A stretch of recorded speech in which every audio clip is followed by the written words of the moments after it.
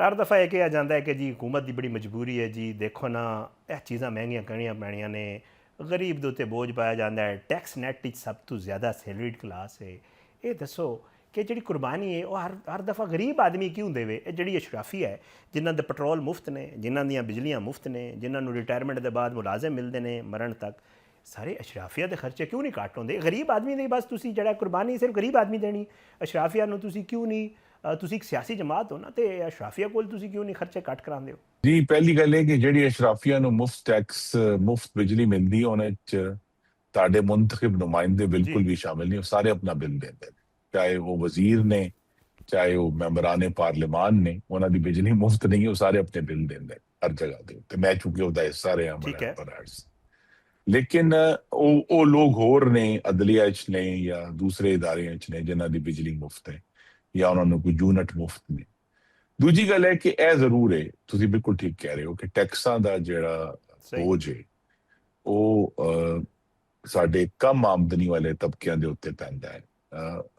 ਉਹਦੀ ਵਜ੍ਹਾ ਇਹੀ ਹੈ ਕਿ ਹਕੂਮਤ ਨੂੰ ਔਰ ਇਹ ਸ਼ਹਬਾਜ਼ ਸ਼ਰੀਫ ਵਾਸਤੇ ਬਹੁਤ ਵੱਡਾ ਚੈਲੰਜ ਹੈ ਕਿ ਕਿਸ ਤਰ੍ਹਾਂ ਉਹ ਅਫਸਰਸ਼ਾਹੀ ਦੀ ਜਿਹੜੀ ਸੋਚ ਰਹੀ ਹੈ, ਇਹ ਅਫਸਰਸ਼ਾਹੀ ਦੀ ਸੋਚ ਹੈ ਕਿ ਹਿਸਾਬ ਪੂਰੇ ਕਰਨ ਵਾਸਤੇ, ਚੂੰਕਿ ਕਮ ਆਮਦਨੀ ਵਾਲੇ ਲੋਕਾਂ ਦੀ ਤਾਦਾਦ ਬਹੁਤ ਜ਼ਿਆਦਾ ਹੈ ਨਾ ਪਾਕਿਸਤਾਨ ਵਿੱਚ, ਆਬਾਦੀ ਜ਼ਿਆਦਾ ਹੈ, ਉਹਨਾਂ जी ਕੋਲ ਟੈਕਸ ਲਾ ਕੇ ਜ਼ਿਆਦਾ ਟੈਕਸ ਆਉਂਦਾ, ਬਜਾਏ ਕਿ ਤੁਸੀਂ ਥੋੜੇ ਜਿਹੇ ਲੋਕਾਂ ਤੇ ਜਿੰਨਾ ਮਰਜ਼ੀ ਵੀ ਟੈਕਸ ਵਧਾ ਦਿਓ ਅਮੀਰ ਲੋਕਾਂ ਦੇ ਉੱਤੇ, ਉਹਦੀ ਉਹ ਮਿਕਦਾਰ ਹੀ ਨਹੀਂ ਆਣੀ ਜਿੰਨੀ ਜਿਹੜੀ ਆਵਾਮ ਦੇ ਉੱਤੇ ਟੈਕਸ ਲਾ ਕੇ ਆਣੀ।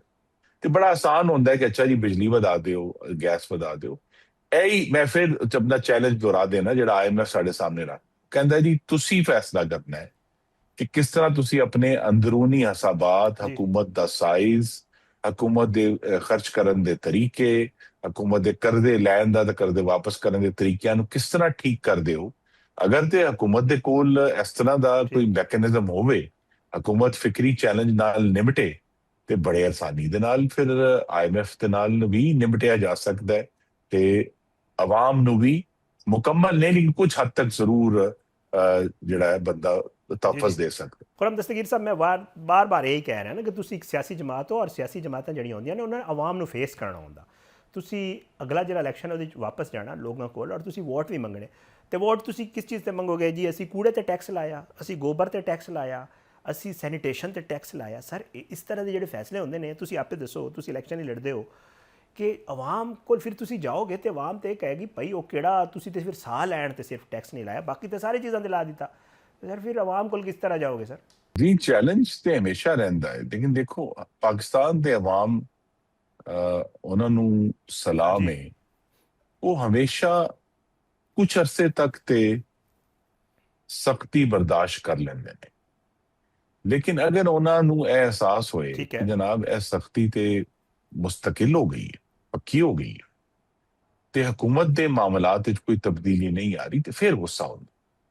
ਹੁਣ ਜੈਸੇ ਇਸ ਤਰ੍ਹਾਂ ਅੱਜ ਕੱਲ ਜੰਗ ਹੋ ਰਹੀ ਹੈ ਈਰਾਨ, ਇਸਰਾਈਲ, ਅਮਰੀਕਾ ਦੀ, सही। ਉਹਦੀ ਵਜ੍ਹਾ ਨਾਲ ਸਾਰਿਆਂ ਨੂੰ ਮਾਲੂਮ ਹੈ ਕਿ ਤੇਲ ਬੰਦ ਹੈ, ਉੱਥੋਂ ਨਹੀਂ ਆ ਰਿਹਾ, ਗੈਸ ਵੀ ਬੰਦ ਹੈ, ਦੂਜੇ ਵੀ ਬਹੁਤ ਸਾਰੇ ਮਟੀਰੀਅਲ ਜਿਹੜੇ ਨੇ ਬੰਦ ਨੇ। ਉਹਦੇ ਨਾਲ ਸਿਰਫ ਪਾਕਿਸਤਾਨ ਨਹੀਂ ਪੂਰੀ ਦੁਨੀਆ 'ਚ ਪਰੇਸ਼ਾਨੀ ਹੈ। ਤੇ ਪਾਕਿਸਤਾਨ ਦੇ ਆਵਾਮ ਮਾਸ਼ਾਅੱਲਾ ਅਕਲਮੰਦ ਨੇ, ਉਹ ਸਮਝਦੇ ਨੇ ਕਿ ਕਿੱਥੇ ਕੁਰਬਾਨੀ ਹੋਣੀ ਹੈ, ਕਿੱਥੇ ਨਹੀਂ ਹੋਣੀ। ਲੇਕਿਨ ਅਗਰ ਉਹਨਾਂ ਨੂੰ ਅਹਿਸਾਸ ਹੋਵੇ ਕਿ ਜਨਾਬ ਉਹ ਜੰਗ ਵੀ ਲੰਘ ਗਈ ਹੈ ਤੇ ਫਿਰ ਵੀ ਸਾਡੇ ਹਾਲਾਤ ਬਿਹਤਰ ਨਹੀਂ ਹੋ ਰਹੇ, ਫਿਰ ਗੁੱਸਾ ਹੁੰਦਾ ਹੈ।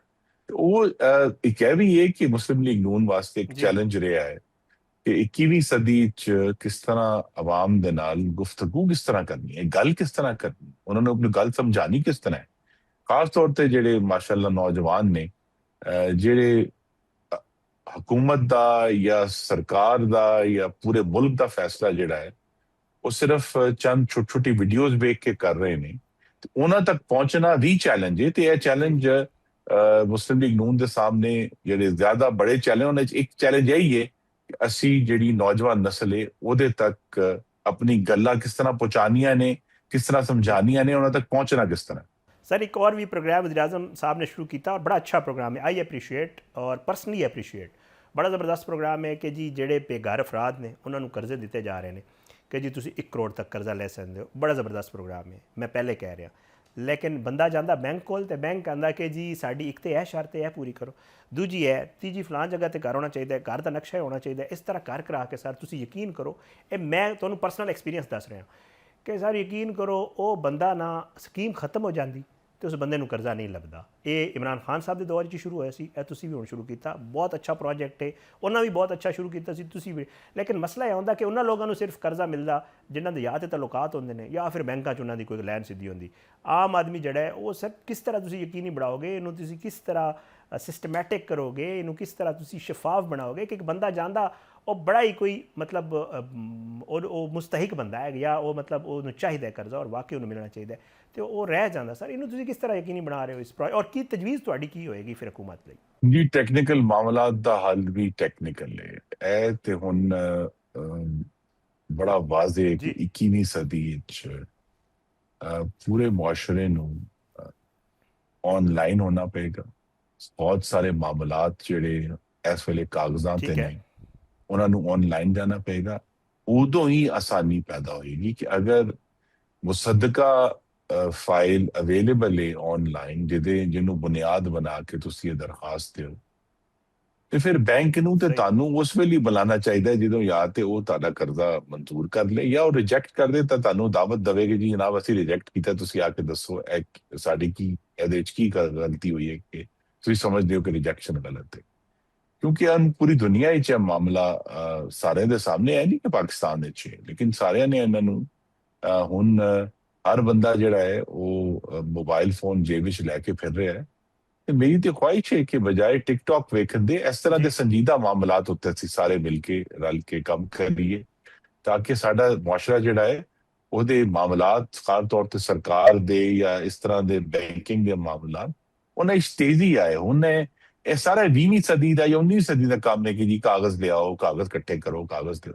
ਹੁਣ ਹਰ ਸ਼ੈ ਆਨਲਾਈਨ ਹੋਣੀ ਚਾਹੀਦੀ ਤਾਂ ਆਨਲਾਈਨ ਹੀ ਜਵਾਬ ਆਉਣਾ ਚਾਹੀਦਾ ਕਿ ਜਨਾਬ ਔਰ ਜਲਦੀ ਜਵਾਬ ਆਉਣਾ ਚਾਹੀਦਾ ਕਿ ਜਨਾਬ ਅਸੀਂ ਤੁਹਾਡੇ ਕਾਗਜ਼ ਵੇਖੇ ਨੇ, ਤੁਸੀਂ ਕੁਆਲੀਫਾਈ ਨਹੀਂ ਕਰਦੇ, ਆ ਕੇ ਦੱਸੋ ਕਿ ਕਿੱਥੇ ਗਲਤੀ, ਕਿਸ ਤਰ੍ਹਾਂ ਕੁਆਲੀਫਾਈ ਕਰਨੇ, ਤਾਂ ਕਿ ਇਹ ਮਾਮਲਾ ਜਿਹੜਾ ਨਾ ਜੀ ਡਿਲੇ ਦੇ ਨਾਲ ਵੀ ਬਹੁਤ ਸਾਰੀ ਪਰੇਸ਼ਾਨੀ ਲੋਕਾਂ ਨੂੰ ਪੈਦਾ ਹੁੰਦੀ ਹੈ। ਜਿਸ ਤਰ੍ਹਾਂ ਪੰਜਾਬ ਵਿੱਚ ਹੁਣ ਸ਼ਹਬਾਜ਼ ਸ਼ਰੀਫ ਸਾਹਿਬ ਨੇ ਬਹੁਤ ਅਰਸਾ ਪਹਿਲੇ ਸਾਰੀ ਜਿਹੜੀ ਜਾਇਦਾਦਾਂ ਦਾ ਮਾਮਲਾ ਸੀ ਉਹਨੂੰ ਕੰਪਿਊਟਰਾਈਜ਼ ਕੀਤਾ ਸੀ। ਉਹ ਵੀ ਆਪਣੀ ਸਹੀ ਸਪਿਰਿਟ ਵਿੱਚ ਸੱਚੀ ਗੱਲ ਹੈ ਹੁਣ ਤੱਕ ਉਹ ਇੰਪਲੀਮੈਂਟ ਨਹੀਂ ਹੋਇਆ। ਉਹਦੇ ਵਿੱਚ ਵੀ ਲੋਕਾਂ ਨੇ ਆਪਣੇ ਫਾਇਦੇ ਵਾਸਤੇ ਰੁਕਾਵਟਾਂ ਪਾਈਆਂ, ਜਿਹੜਾ ਪੁਰਾਣਾ ਨਿਜ਼ਾਮ ਦੇ ਲੋਕ ਸਨ ਉਹਨਾਂ ਨੇ ਰੁਕਾਵਟਾਂ ਪਾਈਆਂ। ਪਰ ਸੱਚੀ ਗੱਲ ਹੈ ਕਿ ਅਗਰ ਉਹ ਆਨਲਾਈਨ ਹੋਵੇ ਤੇ 90% ਕੰਮ ਤੇ ਉੱਥੇ ਹੀ ਹੱਲ ਹੋ ਜਾਣਾ ਕਿ ਅਗਰ ਮੁਸੱਦਕਾ ਫਾਈਲ ਅਵੇਲੇਬਲ ਹੈ ਤੁਹਾਡੀ ਓਨਰਸ਼ਿਪ ਦੀ ਜਾਂ ਤੁਹਾਡੇ ਗਾਰੰਟਰ ਦੀ ਤੇ ਫਿਰ ਤੇ ਮਾਮਲਾ ਚੰਦ ਘੰਟਿਆਂ ਦਾ ਹੈ। ਤੇ ਹੁਣ ਤੇ ਬਲਕਿ ਅਗਰ ਅਸੀਂ ਜ਼ਿਆਦਾ ਐਂਬੀਸ਼ੀਅਸ ਹੋ ਗਏ ਜਾਂ ਜ਼ਿਆਦਾ ਅਗਰ ਅੱਗੇ ਦਾ ਸੋਚੀਏ ਤੇ AI ਦੀ ਤੇ ਸੱਚੀ ਗੱਲ ਹੈ ਬਹੁਤ ਹੀ ਆਸਾਨੀ ਪੈਦਾ ਹੋ ਗਈ ਹੈ। ਤੇ ਉਹ ਠੀਕ ਹੈ, ਨਕਲੀ ਕਾਗਜ਼ ਬਣਾਉਣ ਦੀ ਵੀ ਆਸਾਨੀ ਹੈ ਤੇ ਨਕਲੀ ਫਾਈਲਾਂ ਬਣਾਉਣ ਦੀ ਵੀ ਆਸਾਨੀ ਹੈ, ਲੇਕਿਨ ਉਹਦੀ ਜਿਹੜੀ ਤਫਤੀਸ਼ ਕਰਨ ਦੀ ਵੀ ਆਸਾਨੀ ਹੈ ਤੇ ਟੈਕਨੋਲੋਜੀ ਦਾ ਇਸਤੇਮਾਲ ਕਰਕੇ ਇਹ ਸਾਰੇ ਮਾਮਲਿਆਂ ਨੂੰ ਤੇਜ਼ ਕਰਨਾ ਚਾਹੀਦਾ।